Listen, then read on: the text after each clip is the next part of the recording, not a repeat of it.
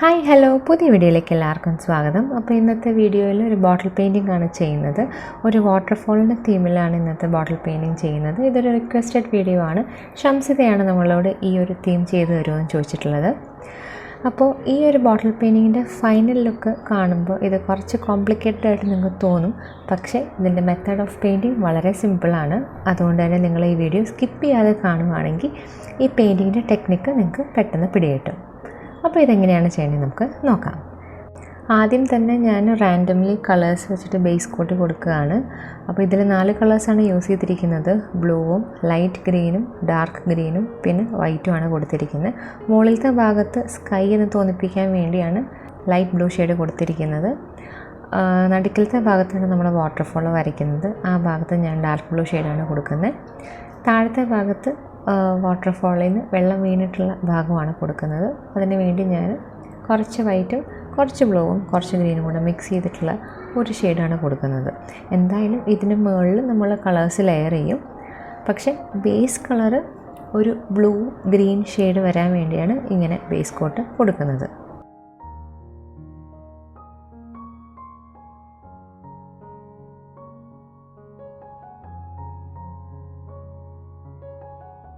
Once base coat ഉണങ്ങിയതിന് ശേഷം നമുക്കിതുപോലത്തെ ഏതെങ്കിലും ഒരു ഡാമേജ്ഡ് ആയിട്ടുള്ള ബ്രഷ് യൂസ് ചെയ്യാം.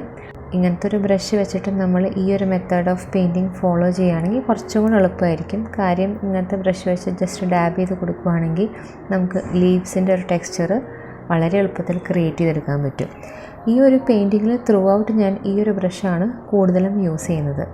കാരണം ഇതിൻ്റെ ബ്രിസിൽസ് വളരെ റഫായിട്ടിരിക്കുന്നതുകൊണ്ടും ഇങ്ങനെ വിടർന്നിരിക്കുന്നതുകൊണ്ടും നമുക്ക് ഒരുപാട് ടെക്സ്ചേഴ്സ് ക്രിയേറ്റ് ചെയ്തെടുക്കാൻ പറ്റും. ഞാൻ വാട്ടർഫോളിനും ഈ ബ്രഷ് തന്നെയാണ് യൂസ് ചെയ്യുന്നത്. അപ്പോൾ നിങ്ങൾക്ക് വീഡിയോയിൽ കാണുമ്പോൾ മനസ്സിലാവുന്നുണ്ടാവും.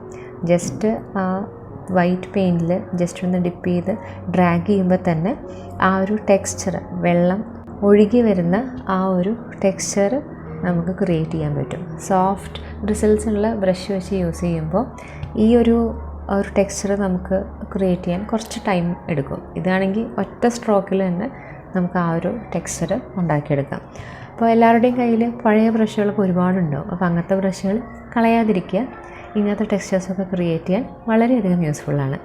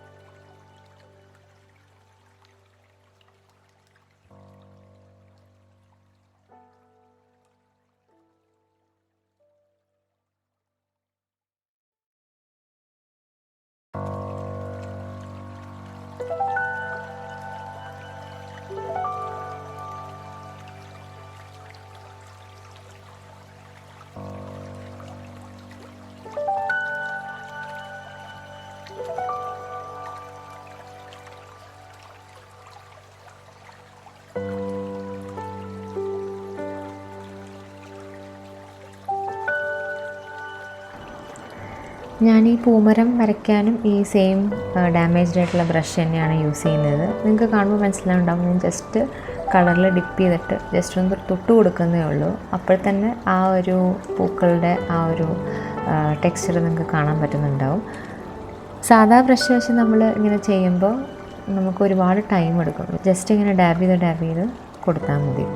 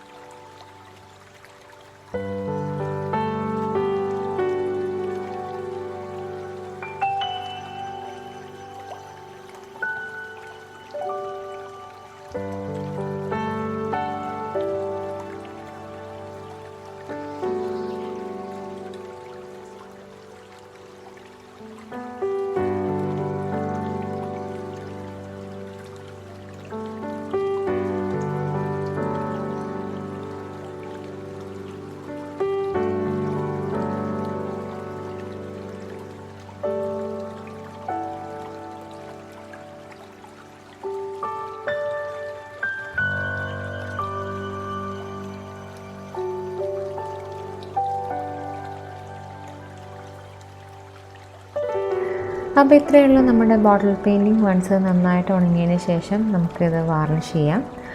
അപ്പോൾ ഈ വീഡിയോ നിങ്ങൾക്ക് ഇഷ്ടപ്പെട്ടു എന്ന് വിചാരിക്കണോ? ഇഷ്ടപ്പെട്ടുണ്ടെങ്കിൽ നിങ്ങൾ ജസ്റ്റ് ഒന്ന് ട്രൈ ചെയ്ത് നോക്കുക. ട്രൈ ചെയ്തിട്ടുള്ള നിങ്ങളുടെ ക്രിയേഷൻസ് എനിക്ക് ഷെയർ ചെയ്യുക. ഞാൻ നേരത്തെ പറഞ്ഞ പോലെ കുറച്ച് കോംപ്ലിക്കേറ്റഡ് ആയിട്ട് തോന്നുമെങ്കിലും ഇതിൻ്റെ മെത്തേഡ് ഓഫ് പെയിൻറ്റിങ് വളരെ സിമ്പിളാണ്. ജസ്റ്റ് നിങ്ങളൊന്ന് ട്രൈ ചെയ്ത് നോക്കുക. എന്നിട്ട് എനിക്ക് ഷെയർ ചെയ്യുക. നിങ്ങളുടെ കമൻറ്റ്സ് താഴെ അറിയിക്കുക. അപ്പോൾ നമുക്ക് നെക്സ്റ്റ് വീഡിയോയിൽ കാണാം. Thank you.